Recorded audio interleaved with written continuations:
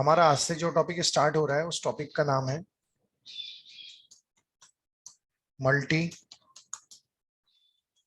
Threading. Multi threading है sir. Multi threading की अगर हम बात करें तो सर क्या होते हैं, कुछ कंसेप्ट होते हैं, कुछ टॉपिक होते हैं, जैसे होते हैं मल्टीटास्किंग,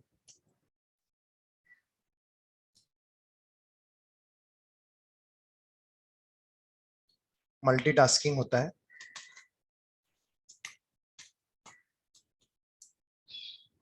मल्टी मल्टी प्रोसेसिंग होता है और मल्टी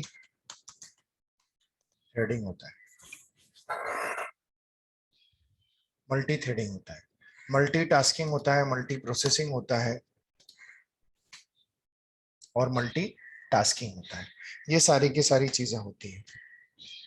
तो कहने का मतलब ये है कि चलो हम एक एक करके पहले पढ़ते हैं, फिर लास्ट में मल्टी थ्रेडिंग देखेंगे। तो मल्टीटास्किंग की अगर हम बात करते हैं तो सर आप समझिए मल्टीटास्किंग मतलब क्या।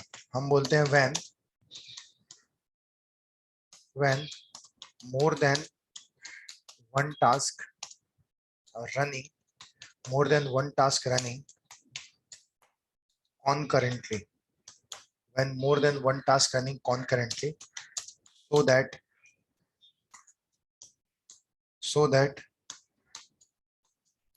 particular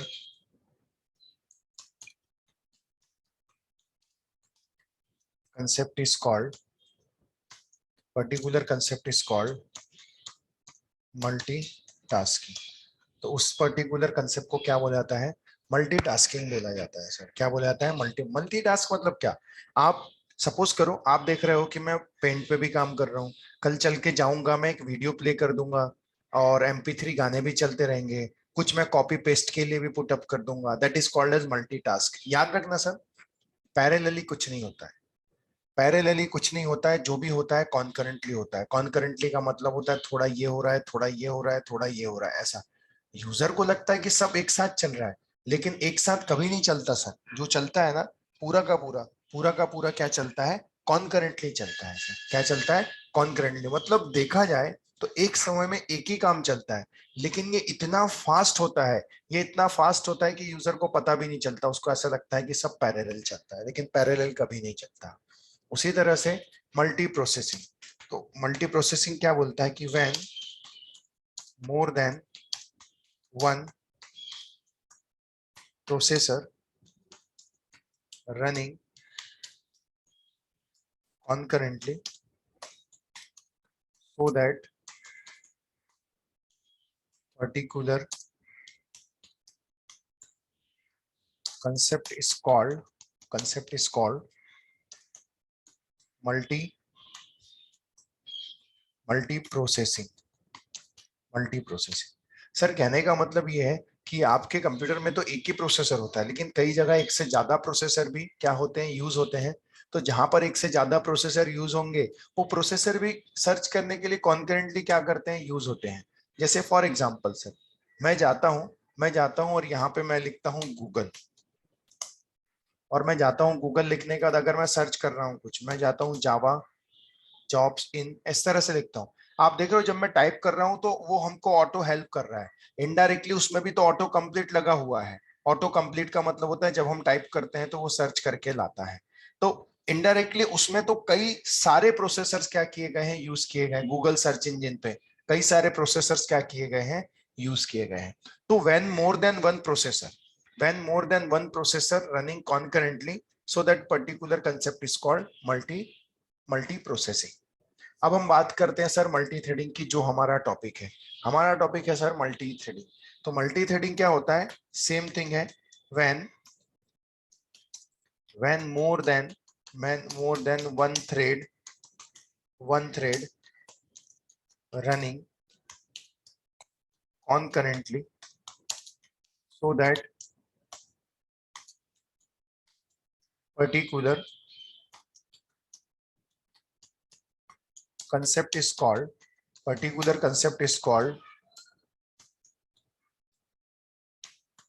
multi threading. So that particular concept is called multi threading. उस पर्टिकुलर कंसेप्ट को क्या बोला जाता है, मल्टी थ्रेडिंग बोला जाता है। मल्टी थ्रेडिंग बोला जाता है सर। सर मैं आपको बताना चाहता हूं कि अगर मल्टी थ्रेडिंग नहीं होता तो क्या होता। सर मैं आपको बता रहा हूं, अगर मल्टी थ्रेडिंग नहीं होता ना तो क्या होता। तो ये होता सर, जब आप कोई गेम खेलते हैं, आपने कभी कॉन्ट्रा खेला है, आपने मारियो खेला है, बंदूक यस वाला सर। गेम खेला है ना, कॉन्ट्रा वगैरह। ओके। और डब्ल्यू के भी गेम खेले होंगे आपने सर, रेसलिंग फेडरेशन के बचपन में यस गेम्स सर। रहते थे। सर अगर मुझे एक बात बताओ, जब आप प्लेयर चॉइस करते थे, सपोज करो जिन्होंने थोड़ा गरीब गेम खेला होगा वो कराटे वाले गेम खेले होंगे, जिन्होंने थोड़ा महंगा गेम खेला होगा उन्होंने डब्ल्यू खेले होंगे, मैंने दोनों खेले। कुछ तो भी जुगाड़ करके उस जमाने में हमने दोनों गेम खेल लिए। अब क्या होता था ना सर, जब प्लेयर जब हम सिलेक्ट करते थे तो हम सिलेक्ट करते थे बड़े बड़े नामी प्लेयर सिलेक्ट करते थे, शॉन माइकल, अंडरटेकर, इस तरह से नाम हम सिलेक्ट करते थे। और ऑस्टिन, मतलब इस तरह के जो ब्रॉक लेसनर, इस तरह का प्लेयर हम सिलेक्ट करते थे, वो आर्टिफिशियल होते थे। लेकिन हम एक अपना एक प्लेयर सिलेक्ट करते थे और सामने वाला एक प्लेयर वो अपने आप सिलेक्ट कर, जब हम फाइट करते थे तो मुझे बताओ, जब आप फाइट करते थे तो क्या सामने वाला शांति से खड़े होके आपकी आपकी मार झेलते रहता था क्या? No sir. वो भी मारता था ना आपको? Yes sir. वो भी मारता था। कभी कभी आप अकेले खेलने जाते थे तो एक प्लेयर वाला गेम खेलते थे, सामने एक जो मारते रहता था। कभी कभी आप दोस्त के साथ जाते थे तो दो प्लेयर होते थे। अब दो प्लेयर में क्या होता था, जो जो वीडियो गेम होता था ना, उसकी बटन्स जो होती थी ना बहुत सारी होती थी। कई बार कई बच्चे क्या करते थे, बच्चे क्या, हमने भी किया है ऐसा। वो जो बटन है, जैसे एक किसी भी क्या होता है ना, किसी भी डब्ल्यूडब्ल्यूएफ का एक स्मैकडाउन होता है, उसका एक अपना एक स्टाइल होता है। तो वो क्या करते थे, उसको पता है इस बटन से दब रहा है तो वो बटन को प्रेस करके ही रखता था ज्यादातर। उसको ऐसा लगता था अब ये स्मैकडाउन करूंगा और ये मर जाएगा। लेकिन एक्चुअली क्या होता था, वो बटन प्रेस करने के बाद भी कंटिन्यूअसली वो प्रोसेस नहीं करता था। एक्चुअली हमें ऐसा लगता था कि कंटिन्यूअसली कर रहा है, लेकिन सामने वाला भी तो प्लेयर होता था, वो भी तो हमको मारता था, हम भी मार खाते थे, हम भी मारते थे इस तरह। लेकिन ये प्रोसेस इतना ज्यादा फास्ट होता था कि हमको पता ही नहीं चलता था। तो मैं आपको बताना चाहता हूं, वो सामने वाला प्लेयर भी एक एक थ्रेड था, और आप भी क्या थे, एक थ्रेड थे। वो भी एक थ्रेड था, आप भी एक थ्रेड थे, और दोनों थ्रेड कॉन्करेंटली चल रहे थे। लेकिन ये थ्रेड कॉन्करेंटली इतने फास्ट थे कि हमें पता भी नहीं चलता था कि कौन सा थ्रेड चल रहा है, इतना फास्ट ये प्रोसेस होता था। और ये मल्टी थ्रेडिंग चलते रहता था, और ये प्रोसेस इतना फास्ट होता था सर, हमें पता भी नहीं चलता था। तो ये सारे के सारे एक एक थ्रेड बना के प्रोग्राम्स बनाए जाते थे सर। जितने भी ये प्लेयर्स, जैसे दो प्लेयर का गेम है तो दो प्लेयर क्या होते थे, थ्रेड होते थे सर। वो एक थ्रेड है, ये एक थ्रेड है, वो भी मार रहा है, हम भी मार रहे हैं, उसका भी लॉजिक चल रहा है, हमारा भी लॉजिक चल रहा है। कभी आपने कॉन्ट्रा में देखा होगा सर कि जब आप गेम खेलना स्टार्ट करते थे, जैसे लेवल 1 जाते थे, गर्ल्स से मैं पूछना चाहता हूं, क्या आपने कभी कॉन्ट्रा खेला है?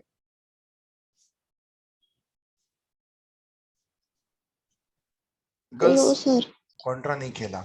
ओके, कभी आपने मारियो खेला है? हाँ सर। मारियो खेला, उम्मीद करता हूँ मारियो खेला। मुझे बताइए सर, मारियो में जब आप खेलते थे तो होता क्या था, जैसी कोई खाई आती थी आप जंप लेते थे, कोई पावर आता था आप पावर लेते थे। फाइनली जब लास्ट में प्रणय आपने खेला है मारियो, उम्मीद तो करता हूँ जब आपने बाकी खेले होंगे तो यस सर। फेवरेट गेम था एक समय का। तो मैं आपको ये बताना चाहता हूँ कि जब आप लास्ट में एंड में जाते थे तो ड्रैगन आता था कि नहीं आता था लास्ट में, जब जो स्टेज खत्म होने पे, शायद पहली स्टेज यस में ना सर। आता हो या सेकंड स्टेज में ड्रैगन आता था या नहीं आता था? Yes sir. अब वो जो ड्रैगन आता था सर, कई बार क्या होते थे, आपके पास पावर नहीं होता था, आप छोटे से होते थे मारियो में, तो आप ड्रैगन जैसे ही ऊपर जंप लेता था आप नीचे से निकल जाते थे। कई बार ऐसा होता था कि क्या बोलते हैं, ड्रैगन हमको फायर करता था, वो गोले, आग के गोले छोड़ता था। तो आपका हमेशा वो आग के गोले एग्जैक्टली उसी टाइम पे छोड़े, इसकी कोई गारंटी नहीं है सर, कोई गारंटी नहीं होती थी सर। कभी कभी हम बच जाते थे, कभी कभी अनएक्सपेक्टेड वो गलत टाइम पे चीजें कर देता था, हमारा कैलकुलेशन बिगड़ जाता था और हम मर जाते थे सर।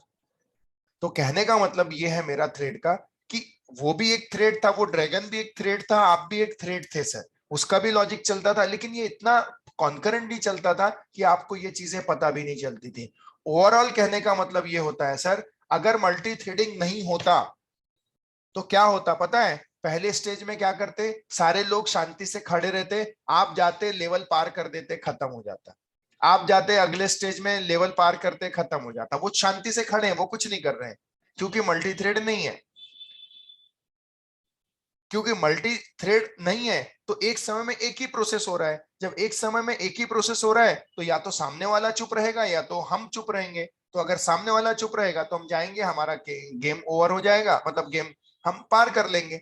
लेकिन मल्टी थ्रेडिंग से क्या हुआ, वो भी चलता है और हम भी चलते हैं, वो भी चलता है और हम भी, और ये प्रोसेस इतना फास्ट होता है कि हमें पता नहीं चलता। मल्टी थ्रेडिंग नहीं होता ना सर तो आपके गेम का गेम बच जाता।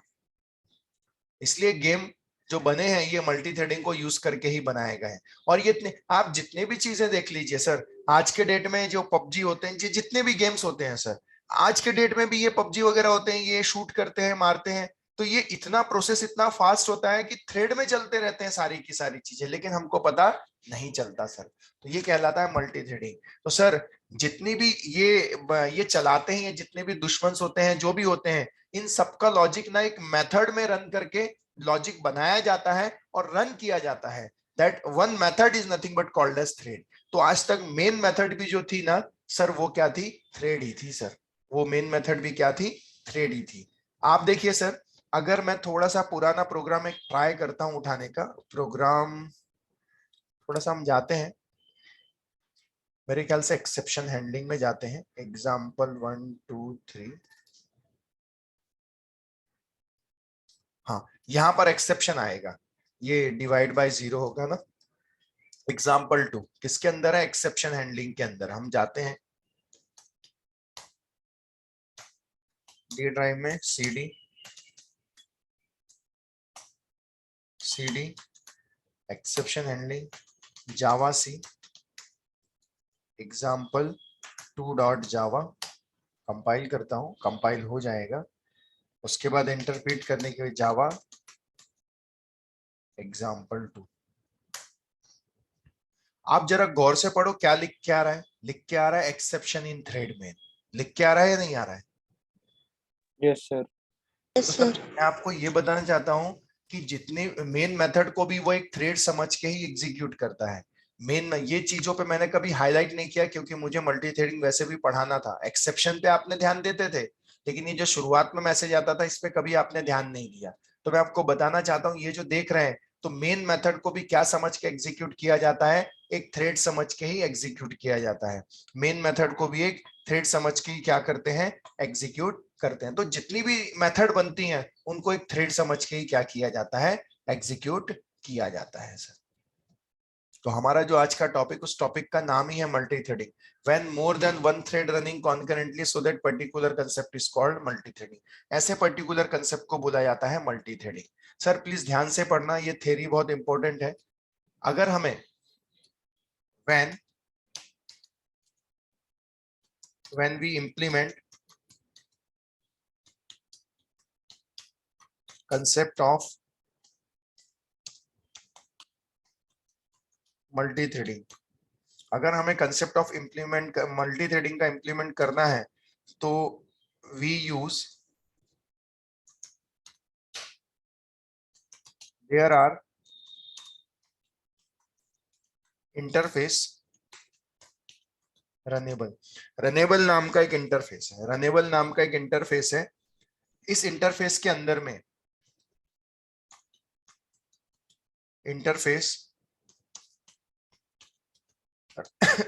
सॉरी इंटरफेस रनेबल, और इसके अंदर में एक मेथड का प्रोटोटाइप है। एक मेथड का प्रोटोटाइप है, उस मेथड का नाम है रन। एक मेथड है रन नाम की, उस मेथड का प्रोटोटाइप है। तो पहली चीज से, अगर हमें मल्टी थ्रेडिंग इंप्लीमेंट करना है, अगर हमें मल्टी थ्रेडिंग इंप्लीमेंट करना है तो हमें रनेबल इंटरफेस का यूज करना ही पड़ेगा। बिना इसके हम मल्टी थ्रेडिंग इंप्लीमेंट नहीं कर सकते। तो मैं चलो पहले मल्टी थ्रेडिंग के पीछे की थ्योरी समझाता हूँ, फिर हम प्रोग्राम स्टार्ट करेंगे। तो सबसे पहले हमें ये पता चला, अगर हमें जावा में मल्टी थ्रेडिंग इंप्लीमेंट करना है तो हमें पता होना चाहिए रनेबल इंटरफेस क्या है। रनेबल इंटरफेस का ही यूज करके हम मल्टी थ्रेडिंग इंप्लीमेंट कर सकते हैं। और ये जो इंटरफेस रनेबल है, इसमें एक ही मेथड का प्रोटोटाइप है, इस मेथड का नाम है रन। इस मेथड का नाम है रन। तो जो भी इस क्लास को, पहली बात तो अगर आपको मल्टी थ्रेडिंग इंप्लीमेंट करना है तो ये इंटरफेस का यूज करना पड़ेगा, और जो भी इस इंटरफेस का यूज करेगा वो रन नाम की मेथड को क्या करेगा, ओवरराइड करेगा। इसका मतलब अगर मैं बात करता हूं क्लास क्लास, मैं लिख देता हूं माई थ्रेड, सपोज मैं लिख देता हूं my thread implements, implements runnable, implements मैं क्या लिख देता हूं, रनेबल, मैंने लिख दिया इम्प्लीमेंट्स रनेबल। और उसके बाद मैं जाता हूं और मैं यहां लिख लेता हूं पब्लिक वॉइड रन, मैं लिख लेता हूं पब्लिक वॉइड और मैं क्या लिख लेता हूं, रन।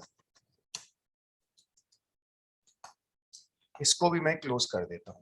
तो टोटल मिला के मैं आपसे ये बोलना चाहता हूं, क्लास माइथ्रेड बनाया मैंने, इम्प्लीमेंट्स रनेबल लिखा और मैंने रन नाम की मेथड को ओवरराइड कर लिया। करना ही पड़ेगा सर, जो भी क्लास इस रनेबल इंटरफेस को इनहेरिट करेगी वो रन नाम की मेथड को क्या करेगी, ओवरराइड करेगी। वो रन नाम की मेथड को क्या करेगी, ओवरराइड करेगी। और हमने ओवरराइड किया। तो सबसे पहले हम क्या पढ़ रहे हैं, हम पढ़ रहे हैं मल्टी थ्रेडिंग।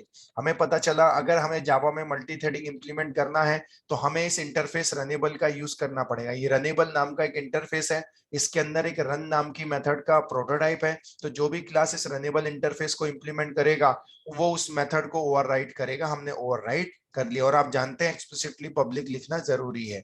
ओके, तो मुझे बताइए सर, अगर मैं जाता हूं और मैं बोलता हूं my thread m is equal to new my thread, तो बताइए माई थ्रेड के टोटल टाइप कितने हो गए सर?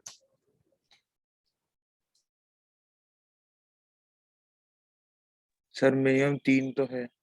मिनिमम 3 तो है सर, कौन कौन से हैं? सर माय थ्रेड, फिर सर वो जो ऑब्जेक्ट बनेगा एम, और सर रनेबल। माई थ्रेड होगा, रनेबल होगा, दूसरा और तीसरा होगा ऑब्जेक्ट। तीसरा कौन सा होगा? ऑब्जेक्ट। हर क्लास का, जो भी क्लास होती है उसका एक सुपर टाइप क्या होता है? ऑब्जेक्ट तो होता ही है ना। तो माई थ्रेड तो एक हो गया ना सर, एम मतलब वही हो गया माई थ्रेड, दूसरा हो गया रनेबल और तीसरा कौन सा हो गया? ऑब्जेक्ट। हर क्लास का एक सुपर टाइप क्या होता है? ऑब्जेक्ट होता है। तो समझ में आया, टोटल टाइप कितने हो जाएंगे? 3 हो जाएंगे सर। टोटल टाइप कितने हो जाएंगे? 3 हो जाएंगे। चलिए सर, मैं कुछ और चीजें आगे आपको पढ़ाने की कोशिश करता हूं। सर मैं आपको बताना चाहता हूं कि ये जो रन नाम की मेथड है, ये रन नाम की मेथड आपने ओवरराइड तो कर दी, लेकिन मैं आपको बताना चाहता हूं कि अगर आपको रन नाम की मेथड को एग्जीक्यूट करना है तो आपको कुछ चीजें करनी पड़ेगी। क्या करता है? देखिए, सबसे पहले एक और चीज के लिए आगे बढ़ता हूं मैं। जावा में एक और क्लास है थ्रेड, थ्रेड क्लास है। थ्रेड क्लास के पास मेथड है, थ्रेड क्लास है वो। मेथड्स, कई सारी मेथड्स है सर, धीरे धीरे हम मेथड्स के बारे में बनेंगे। जिसमें पहली मेथड है स्टार्ट। स्टार्ट नाम की मेथड है। स्टार्ट नाम की मेथड क्या है? This method is non static method. This method is non static method. ये जो मेथड है ये कैसी मेथड है? ये नॉन स्टैटिक मेथड है। So when when we call when we call this method when we call this method when we call this method we create object of thread class. तो obvious सी बात है, हमें thread class का क्या लगेगा? Object लगेगा। बिना ऑब्जेक्ट के हम क्या नहीं कर पाएंगे? स्टार्ट नाम की मेथड को कॉल नहीं कर पाएंगे। ये स्टार्ट नाम की मेथड क्या करती है तो समझो। तो पहले मैं एक काम करता हूं, मैं जाता हूं थ्रेड क्लास का ऑब्जेक्ट क्रिएट करता हूं। Thread T is equal to new new thread लिखता हूं। उसके बाद मैं जाता हूं और बोलता हूं टी डॉट स्टार्ट लिखता हूं, टी डॉट स्टार्ट। तो क्या होता है सर, इस चीज को समझिए। जैसे ही आप टी डॉट स्टार्ट बोलोगे तो क्या होता है समझो। सबसे पहली बात मैंने आपको बताया कि ये जो स्टार्ट है एक नॉन स्टैटिक मेथड है सर। ये स्टार्ट जो है ये नॉन स्टैटिक मेथड है। अगर आपको कॉल करना है तो थ्रेड क्लास का क्या लगेगा? ऑब्जेक्ट। मैंने थ्रेड क्लास का क्या बनाया? ऑब्जेक्ट बनाया सर। थ्रेड क्लास का ऑब्जेक्ट बन गया, ऑब्जेक्ट इस तरह से क्रिएट किया। उसके बाद मैंने उसको कॉल किया। तो जैसे ही कॉल करोगे, when when the above statement is executed, when the above statement is executed, क्या करता है, क्या होता है? or we can say when we call t dot start. जैसे हम t dot start को कॉल करते हैं, when we call t dot start, it will dump run method into the memory. ये क्या करता है, जैसे टी डॉट स्टार्ट कॉल होगी ना, ये रन नाम की मेथड, कौन सी रन, जिसको हमने ओवरराइड किया है, ये रन नाम की मेथड को मेमोरी में डंप करती है। डंप करने का मतलब है भैया आप रेडी रहो, आपका एग्जीक्यूशन कभी भी हो सकता है, हुआ नहीं है, आप रेडी रहो। मुझे बताइए, जब फैशन शो होता है तो जो मॉडल्स रहते हैं उनको लाइन पे खड़ा किया जाता है कि अब आपका नंबर आ रहा है, आप जाके तुरंत चले मत जाओ, ऐसा होता है क्या, बोला और चले गए, ऐसा होता है क्या? No sir. उनको एक लाइन पे खड़ा किया जाता है ना, जैसे रियल शो होते हैं, रियलिटी शो होते हैं, उसमें कई लोग डांस का परफॉर्मेंस देते हैं, तो उनको बोला जाता है ना अब आपका नंबर आने वाला है। कोई नाच रहा है ऑलरेडी, कोई परफॉर्मेंस दे रहा है, क्या उसी के बीच में पहुंच जाएंगे क्या ये लोग? No sir. नहीं जाएंगे ना, सर। उनको बोला जाएगा आप रेडी रहिए, आपका एग्जीक्यूट, आपका नंबर आ सकता है कभी भी, इसलिए आप वेट करिए, अनाउंस हो सकता है। तो 2-3 ग्रुप्स को बिल्कुल रेडी रखा जाता है। तो कहने का मतलब ये है सर कि जो रन नाम की मेथड है वो मेमोरी में डंप होती, मतलब जैसे टी डॉट स्टार्ट बोलोगे तो वो कॉल रन तुरंत कॉल नहीं होगी, वो डंप होगी, भैया आप रेडी रहो, आपका एग्जीक्यूशन कभी भी हो सकता है। ये होता है सर। आप ये हमें क्यों पढ़ा रहे हैं? देखो सर, सबसे पहले आज का हमारा टॉपिक है, उस टॉपिक का नाम है मल्टी थ्रेडिंग। जावा में मल्टी थ्रेडिंग पढ़ना है तो आपको रनेबल इंटरफेस को पढ़ना पड़ेगा, क्योंकि रनेबल इंटरफेस के थ्रू ही हम मल्टी थ्रेडिंग को इंप्लीमेंट कर सकते हैं।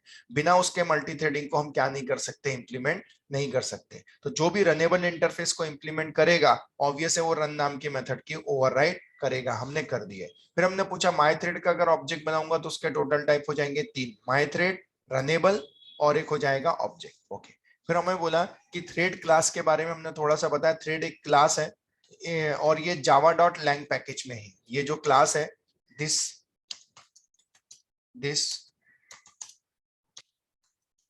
Thread class available in Java dot lang package. किस पैकेज के अंदर में है? जावा डॉट लैंग पैकेज के अंदर में है। Okay fine. स्टार्ट नाम की मेथड क्या करती है? स्टार्ट नाम की मेथड ये करती है, this method is non static method, तो ऑब्वियस है हमें इसका ऑब्जेक्ट लगेगा। So when we call this method we create the object of thread class. तो ऐसे केस में जब हम उस मेथड को कॉल करते हैं तो हमें क्या करना है, पहले थ्रेड क्लास का ऑब्जेक्ट क्रिएट करना पड़ेगा। हमने थ्रेड क्लास का ऑब्जेक्ट क्रिएट किया और स्टार्ट को कॉल किया। तो जैसे ही हम स्टार्ट को कॉल करेंगे, ये क्या करेगी, रन नाम की मेथड को मेमोरी में डंप कर देगी, एग्जीक्यूट नहीं करेगी, क्या करेगी, डंप करेगी। ये पहला पॉइंट हो गया। अब आप सर दूसरा पॉइंट समझिए। ये मैंने आपको पहला सिनारियो बताया कि ये फर्स्ट सिनारियो है। अब सेकंड चीज भी ध्यान से समझिए सर। अब मैं आपको बताना चाहता हूं कि सर जब हम यूज करते हैं थ्रेड क्लास के पास में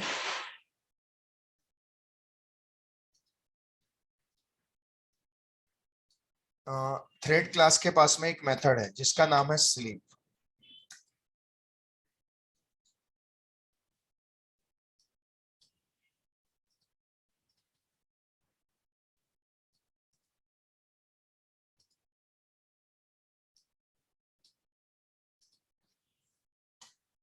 एक मेथड है स्लीप नाम की। स्लीप नाम की मेथड को टाइम लगता है और वो लगता है मिली सेकेंड में, वो लगता है मिली सेकेंड्स में लगता है, मिली सेकेंड में, मिली सेकेंड्स में लगता है। मैं बताना चाहता हूं कि ये जो स्लीप नाम की मेथड है, स्लीप सॉरी मेथड है, स्लीप इज स्टैटिक मेथड। ये जो स्लीप है ना, ये एक स्टैटिक मेथड है। वी कॉल दिस मेथड, अगर मुझे स्टैटिक मेथड है और उसे कॉल करना है तो मैं कैसे कॉल करूंगा? वी कॉल दिस मेथड, कैसे कॉल होगा बताइए? ये एक स्टैटिक मेथड है स्लीप। अगर इसे कॉल करना है और स्लीप नाम की मेथड थ्रेड क्लास के अंदर है तो कैसे कॉल करेंगे? Am I audible? Hello Nikita, Yes, Deepak, sir. ये एक Yes, sir. हाँ ये एक स्लीप मेथड है। अगर ये स्टैटिक मेथड है, अगर इसे कॉल करना है तो मैं कैसे कॉल करूंगा? We call this method using class name. Class name से आप क्या करेंगे? कॉल करेंगे। तो कैसे कॉल होगा? क्लास का नाम क्या है? Thread dot sleep. Thread dot sleep, इस तरह से आप क्या करोगे? कॉल करोगे। और इसमें जो भी आप दोगे, टाइम दोगे, जैसे 1000 मिली सेकेंड दे का मतलब होता है इनडायरेक्टली, ओके, इनडायरेक्टली 1 सेकेंड होता है sir. No, I thought 10 second होगा। 1000 millisecond how much? Sir 10 second. 10 second ही होगा ना, चलो ठीक है। तो ये 10 सेकेंड होता है। तो इनडायरेक्टली मैं बताना चाहता हूं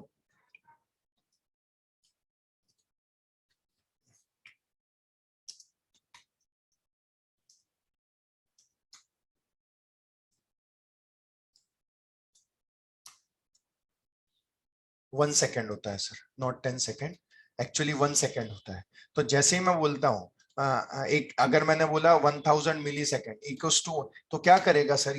ये 1 सेकेंड के लिए जहां पर भी आपने यूज किया होगा सर ये लाइन, तो अगर आपका लॉजिक उसके नीचे भी लिखा होगा, अगर उसका लॉजिक कुछ तो भी लिखा होगा नीचे, अगर उसका कुछ लॉजिक लिखा होगा ना सर, वो 1 सेकेंड के लिए, 1 सेकेंड के लिए एग्जीक्यूट नहीं करेगा। वो ये कंट्रोल छोड़ के चला जाएगा। मतलब हो सकता है इसके ऊपर भी लॉजिक लिखा हो सर, हो सकता है इसके ऊपर भी लॉजिक लिखा हो सकता है इसके नीचे भी। तो यहां तक का लॉजिक तो एग्जीक्यूट किया, लेकिन जैसे ही ये लाइन एग्जीक्यूट करेगा, जैसे ही ये लाइन एग्जीक्यूट करेगा, 1 सेकेंड के लिए ये बाकी नीचे का कोड एग्जीक्यूट नहीं करेगा, नहीं करेगा। अब ये कहां जाएगा तो ये हम देखते हैं, लेकिन नहीं करेगा। लेकिन हाँ, एक चीज है सर, अगर ये 1 सेकेंड के लिए कहीं गया, छोड़ के गया, और अगर वापस नहीं आया तो मुझे बताओ, अगर ये वापस नहीं आया तो क्या बचा हुआ हमारा प्रोग्राम एग्जीक्यूट होगा या नहीं होगा?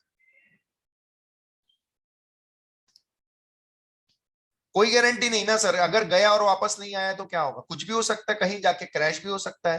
तो हमारी बची हुई स्टेटमेंट एग्जीक्यूट हो पाएगी क्या? नहीं नो हो सर। पाएगी। इसीलिए ये थ्रेड डॉट स्लीप हमेशा याद रखना, ये थ्रेड डॉट स्लीप हमेशा ट्राई ब्लॉक के अंदर ही लिखा जाता है। अगर आप नहीं भी लिखोगे ना तो भी ये एरर देगा। इसलिए जो थ्रेड डॉट स्लीप है सर, मैं आपको बता दूं, हमेशा हमेशा जो है वो क्या किया जाता है? ट्राई कैच के अंदर ही लिखा जाता है। ट्राई कैच के अंदर ही लिखा जाता है। तो हम जाते हैं, जो भी एक्सेप्शन देना होगा वो हम देंगे। लेकिन ये बात याद रखिए, आपको पता होना चाहिए क्यों thread dot sleep try catch के अंदर लिखा जाता है। क्योंकि अगर कहीं भी गया और लौट कर नहीं आया, लौट कर नहीं आया, तो ऐसे केस में फिर क्या होगा? इसलिए इसको किसके अंदर लिखा जाता है? ओके, ट्राई कैच ब्लॉक के अंदर में लिखा जाता है। थ्रेड डॉट स्लीप किस में लिखा जाता है? ट्राई ब्लॉक के अंदर में लिखा जाता है सर। अब अगर हम आगे बढ़े सर, तो मैं आपको बताना चाहता हूं कि जो थ्रेड क्लास है सर, थ्रेड क्लास के पास में 3 कंस्ट्रक्टर है। पहला कंस्ट्रक्टर डिफॉल्ट कंस्ट्रक्टर है, सेकंड कंस्ट्रक्टर है जिसमें एक पैरामीटर आता है, एक और कंस्ट्रक्टर है जिसमें 2 पैरामीटर आते हैं, फर्स्ट आर्गुमेंट और सेकेंड आर्गुमेंट। फिलहाल हमारे काम का ये तीसरा है अभी के लिए। तो मैं बता दूं आपको कि थ्रेड क्लास के पास जो तीसरा कंस्ट्रक्टर है, इसमें जो 3 कंस्ट्रक्टर है, इसमें जो तीसरा कंस्ट्रक्टर है, इसमें फर्स्ट आर्गुमेंट और सेकेंड आर्गुमेंट की हम बात करते हैं। तो हम बात करते हैं फर्स्ट आर्गुमेंट की। फर्स्ट आर्गुमेंट में एक ऐसा ऑब्जेक्ट चाहिए, जिसका एक टाइप क्या होना चाहिए? रनेबल होना चाहिए। क्या होना चाहिए? जिसका एक टाइप रनेबल होना चाहिए। तो मुझे बताइए, अगर इस थ्रेड क्लास के पास जो पैरामीटराइज कंस्ट्रक्टर है, टू पैरामीटराइज कंस्ट्रक्टर, इसे ऐसा ऐसा ऑब्जेक्ट चाहिए जिसका एक टाइप रनेबल हो, तो मुझे बताओ, अगर मैंने माय थ्रेड का ऑब्जेक्ट बनाया तो माय थ्रेड का एक टाइप रनेबल है या नहीं?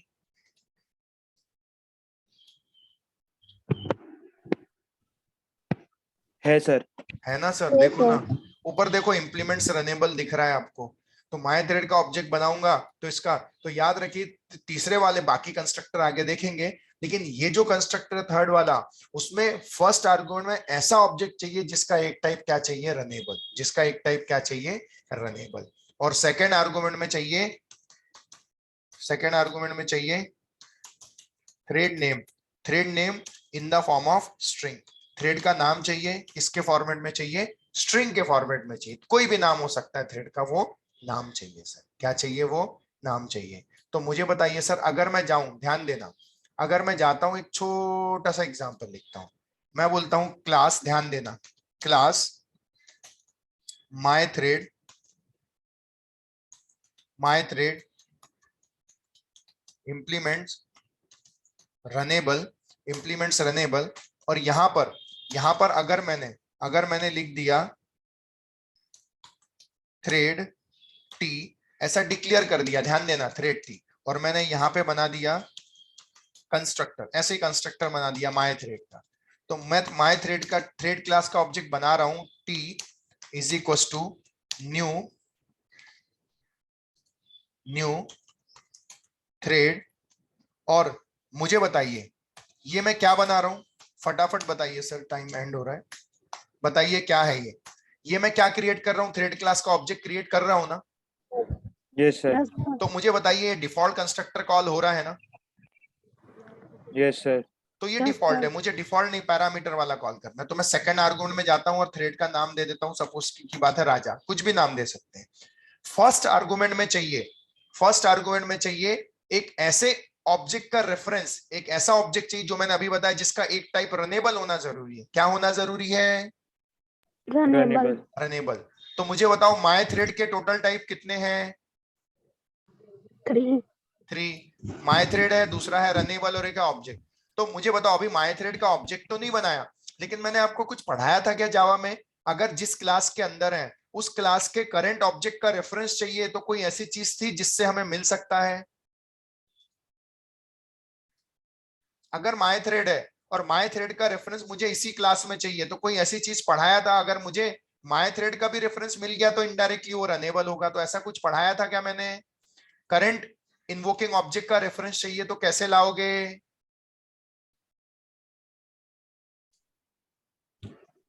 उसके लिए हमने पढ़ा था सर दिस कीवर्ड, अगर आपको याद होगा। तो दिस मतलब यस सर। करंट क्लास का रेफरेंस लाता है। तो अगर आपने यहाँ दिस लिख दिया ना सर, तो भी चलेगा, क्योंकि दिस मतलब किसकी बात करेगा? माय थ्रेड की। और माय थ्रेड भी दे दोगे तो चलेगा सर, क्योंकि माय थ्रेड का भी एक टाइप क्या है?